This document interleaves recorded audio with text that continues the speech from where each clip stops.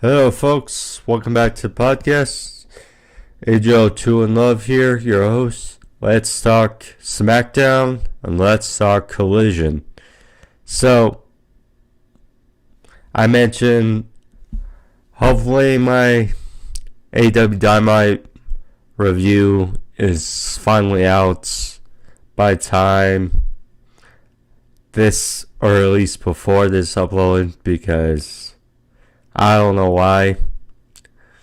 Issues, delays, whichever, but nonetheless, apologize. And it's looks like it'll be uploaded soon, so keep an eye on that. But thank you all for patience and what have you. So talk about Smackdown and Collision. So start off with Smackdown. So, you can definitely tell because now we're in the week after of WrestleMania festivities. Even though it's the Raw and Smackdown after WrestleMania, still,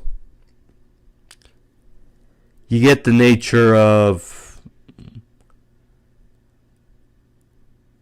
So, Raw after WrestleMania, of course, is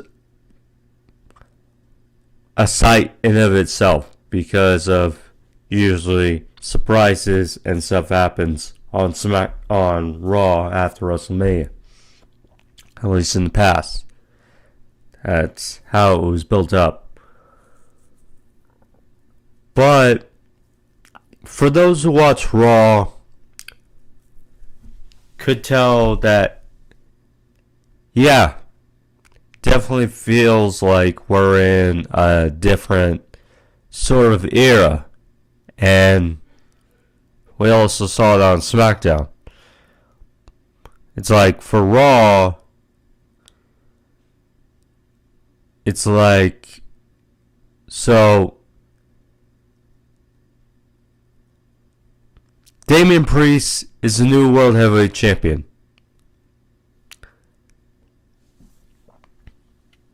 No longer Seth Rollins. The tag titles are now separated again. We saw R-Truth and The Miz on Monday, and we did see Cody in a long, 40 plus minute segment, ultimately with The Rock dictating, setting up a match for the future, perhaps at SummerSlam. It's on. So, now we get to SmackDown. Because Cody, not Roman, new undisputed Universal WWE Champion, on SmackDown, he let out a good promo. The Rock wasn't there, nor Roman. So we can see that Roman, taking time off. Seth probably taking time off, and The Rock, we probably won't see him for a while now as well. But you can get the sense and the feel of, yeah, it's a different era a bit in WWE, which is a bit refreshing with how things have been. Although, like I've said, Roman's run, very fun, but alas anew, Cody, now it's his turn to venture with the title. But Cody came out, cut a promo. We saw a video package a bit of the new Smackdown Tag Team Champions I talked about R-Truth and The Miz on Monday on Smackdown. A-Town Down Under, Austin Theory and Grayson Waller, one of the best acts currently in WWE, has been a joy to see thus far. Now, I did not watch as much of Waller and his time in NXT. Austin Theory, obviously, I'm a huge fan of, and those two together. Obviously, Waller has been improving, getting better, more time watching him, and he's growing on people, kind of feels like. But yeah, we got a video package of those two, and then to the side, Cody's first challenger for Backlash. We got the start to figure it out, as we had two triple threat matches to decide a number one contenders match next week. We had AJ Styles versus Kevin Owens and Rey Mysterio, while we had Bobby Lashley versus Santos Escobar versus LA Knight. And I tell you, once again, teasing people again, but, this is going to be fun, as right after LA Knight beat AJ Styles at WrestleMania, we're going to get the rematch already next week. LA Knight versus AJ Styles for the right to face Cody at Backlash for the Undisputed Universal WWE Championship. And of course, money right now is on AJ, and that would be a great start setup for Cody's run, because it's going to be interesting seeing how long the run is, because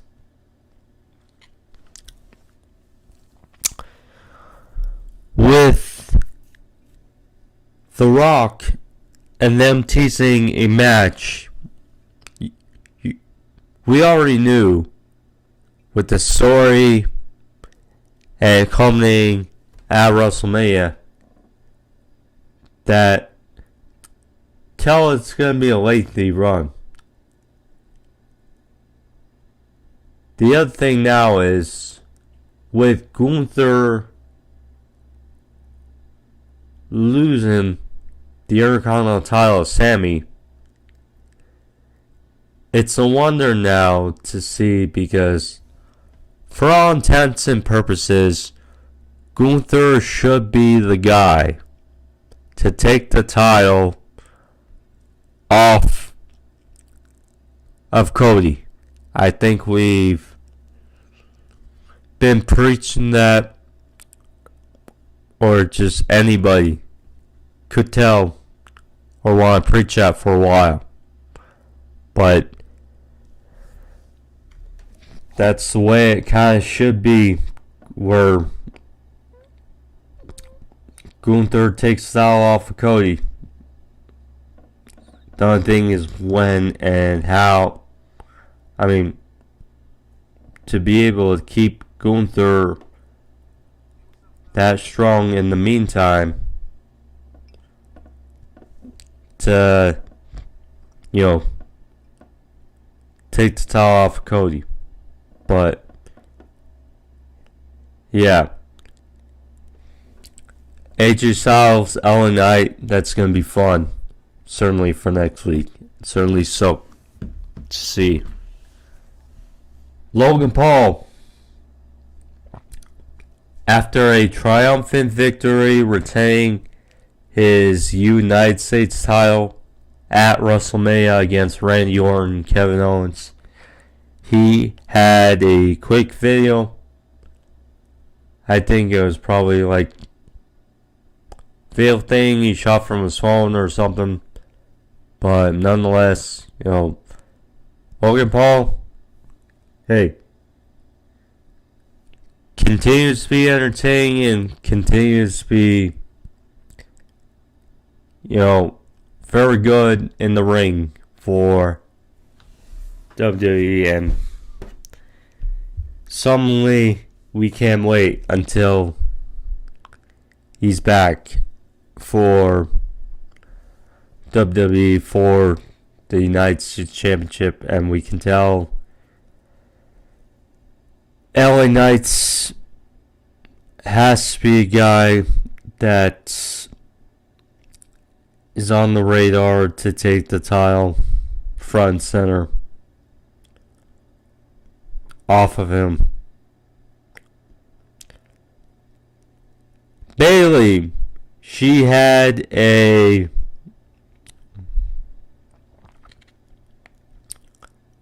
momentous segment in a way. She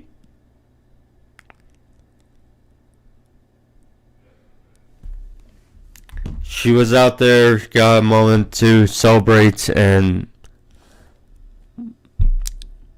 be happy in front of the crowd, because her moment, again, another great moment, feather in the cap for Bayley's career after winning the Rumble, winning the title again at WrestleMania. Great stuff. She was interrupted by Tiffany Stratton. And Tiffany, ultimately it came down to a match between Tiffany Stratton and Naomi, which ultimately you could tell what it loomed to.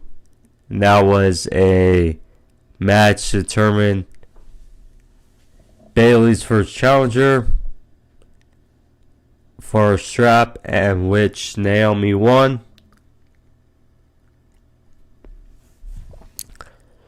Interesting stuff there. We're gonna get Bayley versus Naomi for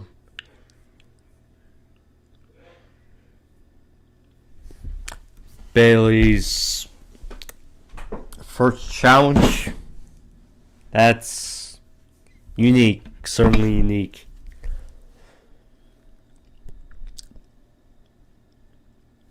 Excuse me. Staying with the women. Now, this is not all chronological order, but I want to talk about, or at least give my piece on everything that happened on Smackdown. Bianca Belair and Jade Cargill had a match with Piper Niven and Chelsea Green.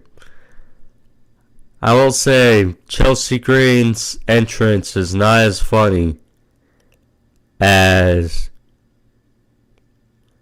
when Samantha Irvin is not introducing her. I think we can tell that, but either way. So,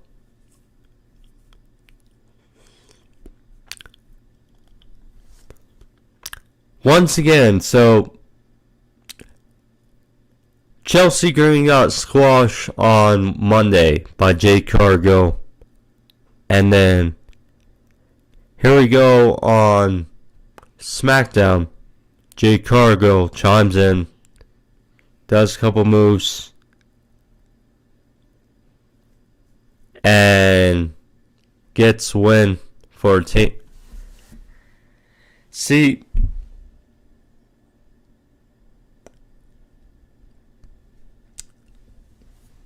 we all just want improvement. I think we can all agree. We just want improvement, like acknowledgement that Jade Cargill can do more than just a couple moves. I think that's the mindset of what some people are going at on social media and stuff. I mean, it's been the same way since she's been in AEW. It's like people just want to see her having.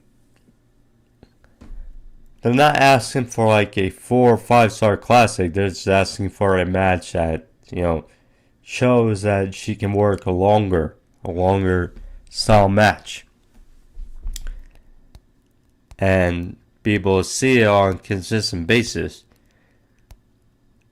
Because for a long time in AEW, Jade would just have these short squash matches to a T where she couldn't really show much. She could just do a couple moves, hit Jade, and there would be that. And we've seen that Jade can work to a T. It's just, it's one of those things where I'm just trying to get from both people's point of view, because yes, I see why people get upset, why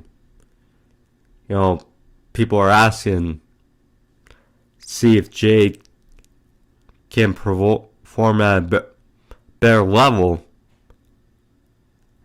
and at the same time people are defensive of Jade looking great, but at the same time doesn't really perform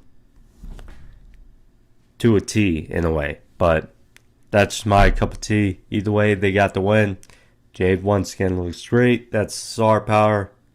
It's just, or the presentation. It's just substance, wrestling, you get the jazz. But they got the win. And there you go there. And then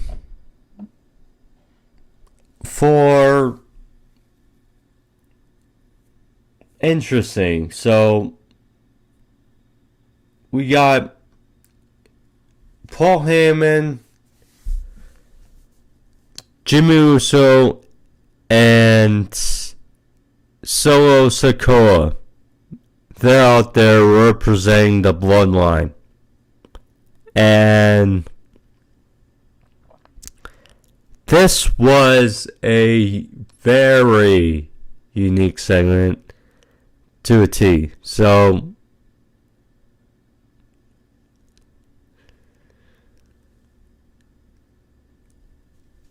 it was not a great weekend for the bloodline in a way. So, well, at least night 2. Or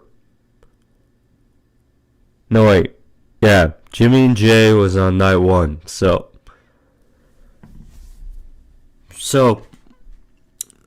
WrestleMania night 1, Jay beat Jimmy in a lackluster match, which many will argue was the worst match of WrestleMania. And then the main event, though, of night 1, The Rock and Roman Reigns beat Cody Rhodes and Seth Rollins to quantify bloodline rules in the main event of night 2, which ultimately backfired on the bloodline because thanks to Seth Rollins, The Undertaker, and John Cena,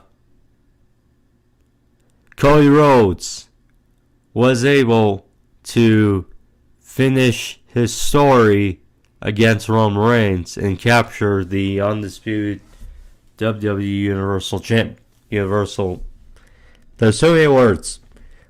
I wish it was just called the WWE Championship again, but either way. So, nonetheless, Cody is now the champion.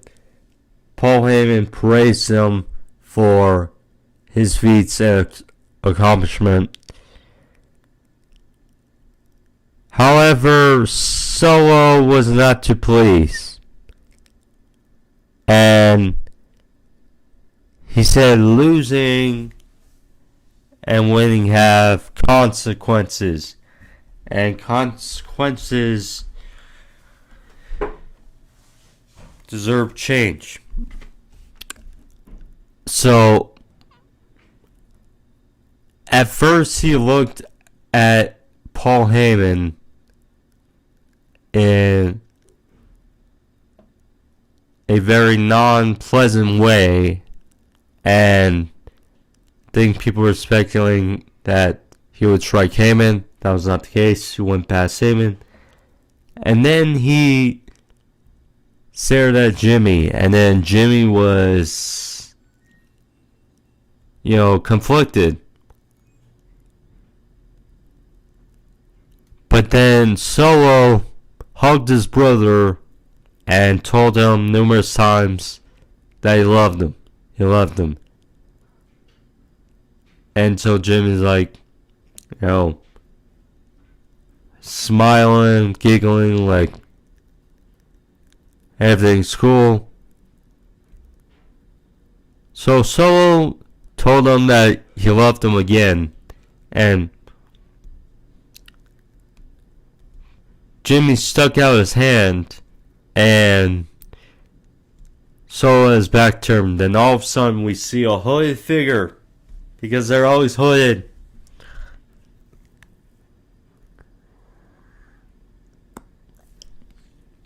But Tama Tonga.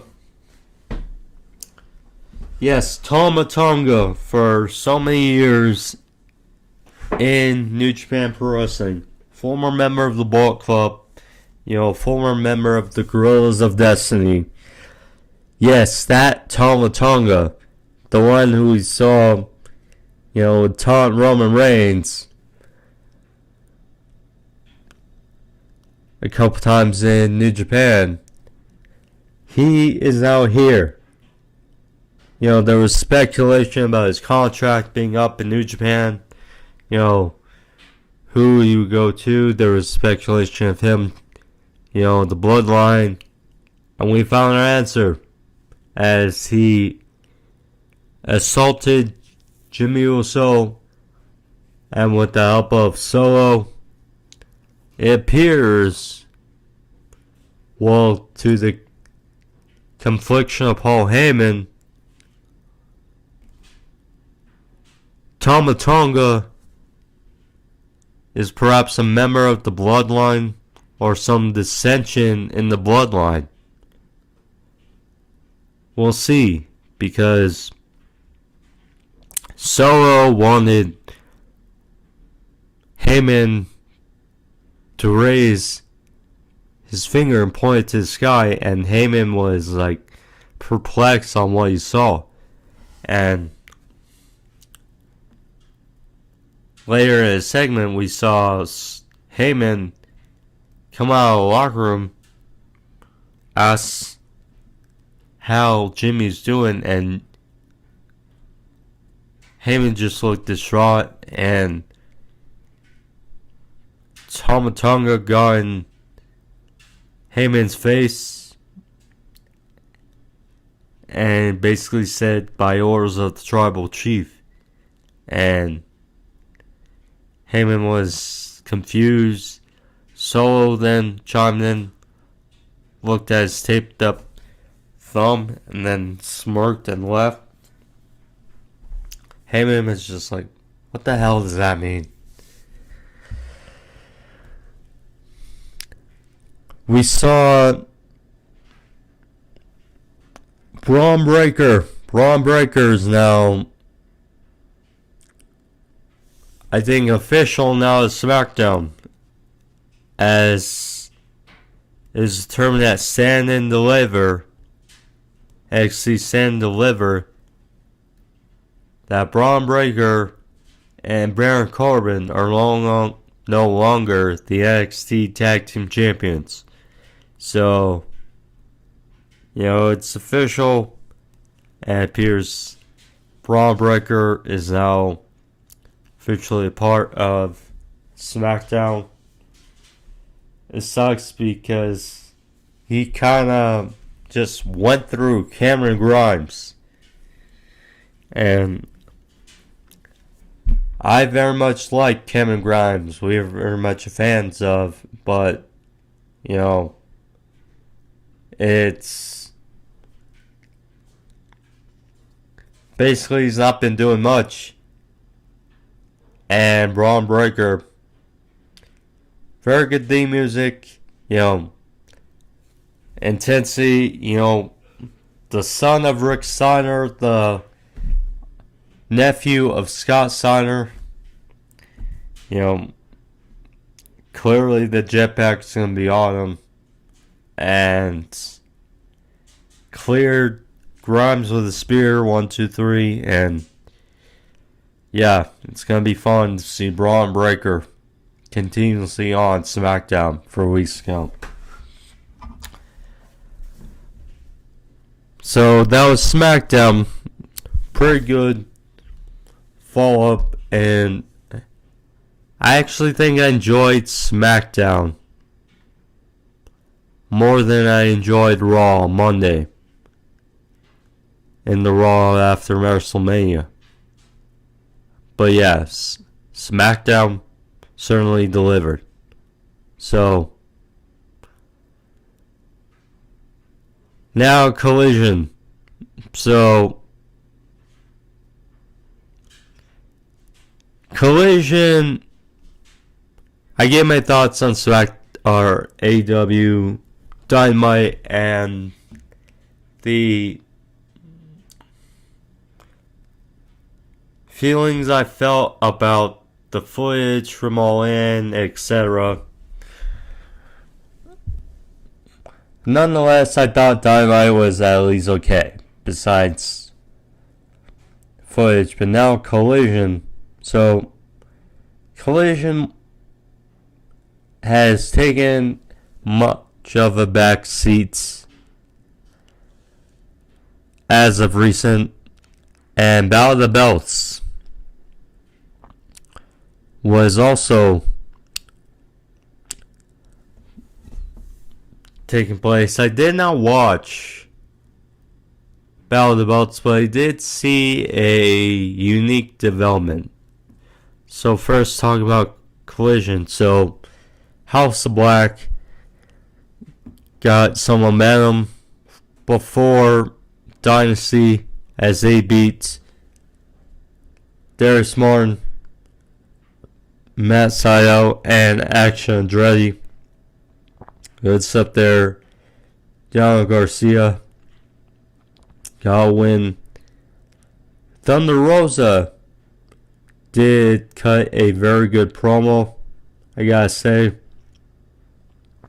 on Collision. Bryan Danielson and Claudio beat Hobbs and Kyle Fletcher,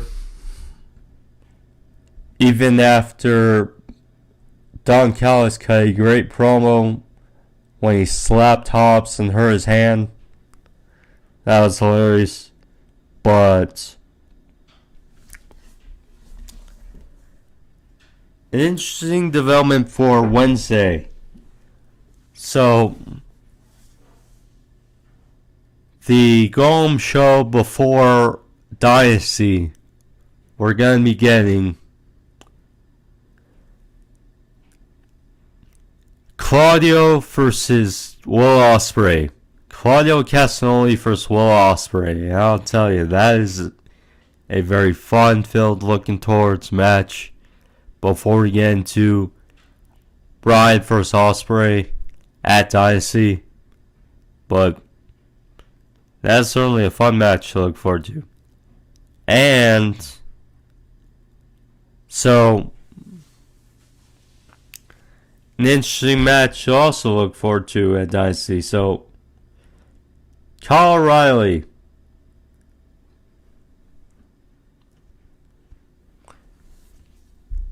Of course, friends with Adam Cole, Roddy, has been going at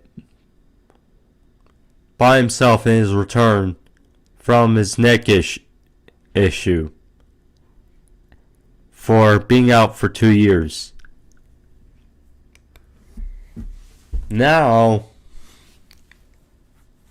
Kyle's been back. He's been picking up wins, not exactly flourishing wins, but wins nonetheless on Collision. So,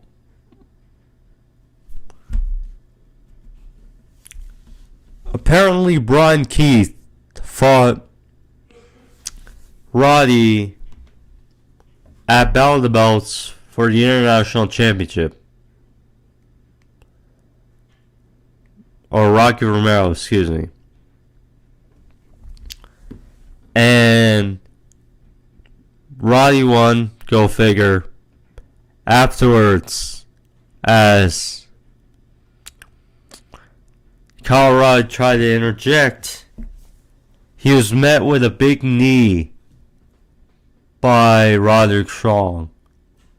And we're going to get a very intriguing match for Dynasty. As we're going to get Roderick Strong, Friends Collide. Roderick Strong versus Kyle O'Reilly for the International Championship at Dynasty. That's unique on a few different circumstances. So, something to keep in mind. But, yeah, Wednesday, Gum Show before Dynasty. I'm sure they're going to hopefully work for something that was better than what Wednesday was. Because Wednesday was not a great... Again, like I said, I thought it was okay besides the footage, but that just felt like a downer to the rest of the show, to be frank. But nonetheless, Collision, Smackdown in the books. Next week, let's see how things go as, Smackdown. Next week, LA Knight versus AJ Styles to turn face Cody at Backlash. And then see what Collision has for before Dynasty. But yeah. But thanks guys for keeping on with the video and much more. Again, apologies for the late delay and upload for Dynamite review, but thank you guys all. Subscribe if you haven't, if you're new. Like button, leave a thumbs up, comment down below, whichever you want, feedback. It's always welcome on the channel. Thank you guys all nonetheless. Be safe. See you guys next time. Peace.